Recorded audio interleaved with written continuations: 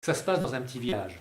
Le petit village de Nazareth, c'est un petit village qui se trouve dans la région de Galilée. La Galilée, c'est le nord de la Palestine, si vous voulez. Et puis là, un ange du nom de Gabriel, l'ange Gabriel, est envoyé à une vierge du nom de Marie, fiancée à un homme nommé Joseph, de la descendance de David, de la descendance du roi David, 1000 ans avant, si vous voulez. Et avant qu'ils n'aient habité ensemble, l'ange du Seigneur vient visiter Marie et la salue.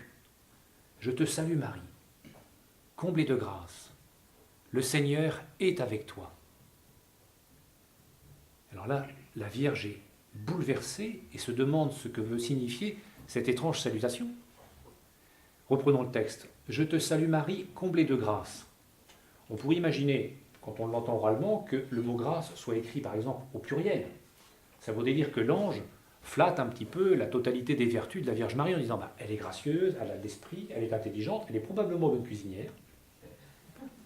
Pas du tout. Enfin, c'est pas cela qu'évoque l'ange. Je te salue Marie, pleine de grâce. Le mot grâce est au singulier. Cela signifie tu es comblée de la grâce divine. Je te salue Marie, comblée de la grâce divine. C'est ce que cela signifie, quoi.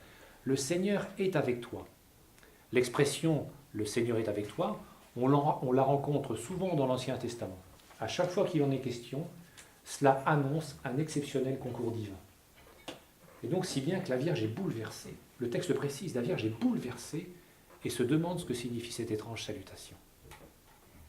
L'ange la rassure. Rassure-toi, Marie, car tu as trouvé grâce auprès de Dieu. Voici que tu concevras et enfanteras un fils, auquel tu donneras le nom de Jésus. Il sera grand, il sera appelé Fils du Très-Haut. Il montera sur le trône de David son père, et son règne n'aura point de fin. La Vierge pose alors une question qui peut sembler étrange. Comment cela se fera-t-il, puisque je ne connais point d'homme ? Je dis la question peut sembler étrange, puisque le début de ce passage que l'on trouve dans l'Évangile selon saint Luc, qu'on appelle l'Annonciation, le début du passage commence par une vierge du nom de Marie était fiancée à un homme du nom de Joseph. Comment la Vierge peut-elle dire que je ne connais point d'homme ? Alors en fait, le mot connaître dans les deux testaments a une signification qui est très différente de celle que nous utilisons nous couramment, si vous voulez. Le mot connaître signifie expérimenter. Et quand il est question de relation conjugale, c'est clairement coucher avec. On trouve ça dès la Genèse. Dès la Genèse, Adam connut sa femme Ève et elle enfanta Caïn. Un peu plus loin, Caïn ayant tué Abel, Adam connut de nouveau sa femme Ève et elle enfanta Seth, en remplacement de d'Abel, tué par Caïn. On trouve ça. Et donc finalement, elle pose une question pratique. D'ailleurs, on devine dans la question que si elle pose la question alors qu'elle est fiancée, c'est que intérieurement, elle a fait vœu de virginité. C'est une question qui ne se pose pas. Enfin, si une fiancée, si on dit tu auras un bébé plus tard, elle ne pose pas la question comment ça se passera. Si vous... C'est manifeste ça, quoi. Comment cela se passera-t-il puisque je ne connais point d'homme ? Et l'ange, quand on comprend la signification du sens de la question, on comprend alors l'ange qui répond parfaitement à la question. L'Esprit Saint descendra sur toi, comme la nuée sur la tente de la rencontre. L'Esprit Saint descendra sur toi, et la puissance du Très-Haut te couvrira de son ombre. C'est pourquoi l'enfant sera saint, il sera appelé Fils de Dieu. En fait, l'ange annonce à Marie une maternité divine. Elle est la mère. Elle est la mère, elle sera la mère par son fiat, par son oui, elle sera la mère de Dieu.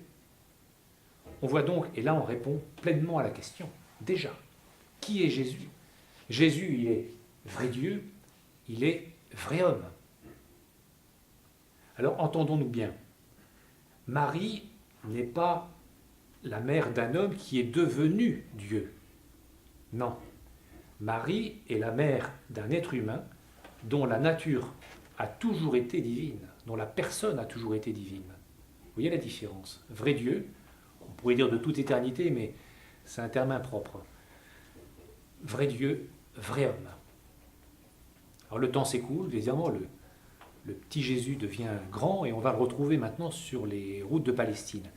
Peut-être en conclusion d'abord du passage de l'Annonciation, On pourrait peut-être préciser, voilà ce qui fait la plus grande originalité de la religion chrétienne. Ce n'est pas un ensemble d'énoncés doctrinaux, ni de règles morales, même s'il y a tout ça, bien évidemment, mais c'est une personne divine. La religion chrétienne, c'est une personne divine. Religion, c'est relation. Personne divine. Maintenant, allons poser la question à Jésus.